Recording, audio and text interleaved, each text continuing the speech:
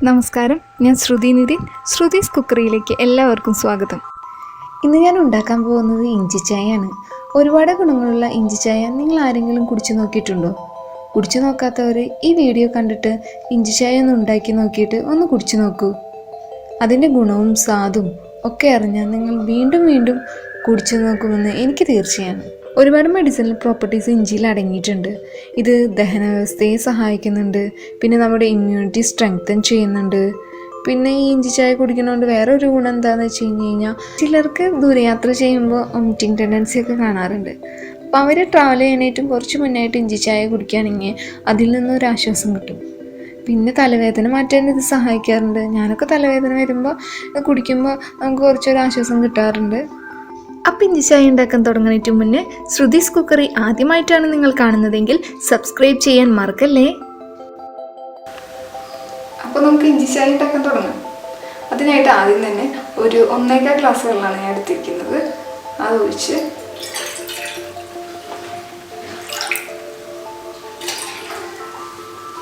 നമുക്ക് gas on ചെയ്യാം.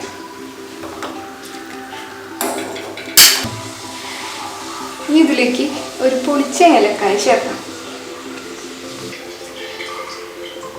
ഇതിലേക്ക് 1 സ്പൂൺ ഇഞ്ചി ചതച്ചതോ അല്ലെങ്കിൽ ഗ്രേറ്റ് ചെയ്തതായിട്ടുള്ള ഇഞ്ചി ഇടാം. ഞാൻ ഇപ്പോൾ ഗ്രേറ്റ് ചെയ്ത ഇഞ്ചിയാണ് ഇട്ടിരിക്കുന്നത്. 1 സ്പൂൺ പഞ്ചസാരയാണ് ഇനി ഇടാൻ പോണത്. അതിട്ടു. മധുരം നിങ്ങളുടെ ഇഷ്ടത്തിനനുസരിച്ചിട്ട് ഇടാം. കൂടുതലാണ് വേണ്ടവർക്ക് കൂടുതലിടാം, കുറവാണെങ്കിൽ നിങ്ങൾക്ക് കുറവ് മതി എന്ന് വെച്ചാൽ ഇത്ര ഇടുന്നില്ല, ഇതിനും കുറച്ചിട്ടാൽ മതി. ഇനി വെള്ളം നന്നായി തിളയ്ക്കട്ടെ. അപ്പോൾ നമുക്ക് ചായപ്പൊടി ഇടാം. ഞാനുണ്ടാക്കിയ ഏലക്കായ ചായയുടെയും മിൻറ്റ് ടീയുടെയും ലിങ്ക് ഡിസ്ക്രിപ്ഷൻ ബോക്സിൽ ഞാൻ ഇടുന്നുണ്ട്. നിങ്ങളെല്ലാവരും ഒന്ന് പോയി കണ്ടു നോക്കണം. തീർച്ചയായും നിങ്ങൾ ആ ലിങ്കിൽ ക്ലിക്ക് ചെയ്യൂ. എന്നിട്ട് അതൊന്നും ഉണ്ടാക്കി നോക്കൂ. കുടിച്ചിട്ട് നിങ്ങളുടെ കമൻസും എന്നെ അറിയിക്കണം. വെള്ളം നന്നായി തിളയ്ക്കുന്നുണ്ട്. ഇപ്പോൾ നല്ല സ്മെല്ലാണ് വരുന്നത്, ഏലക്കായയും ഇഞ്ചിയും ഒക്കെ.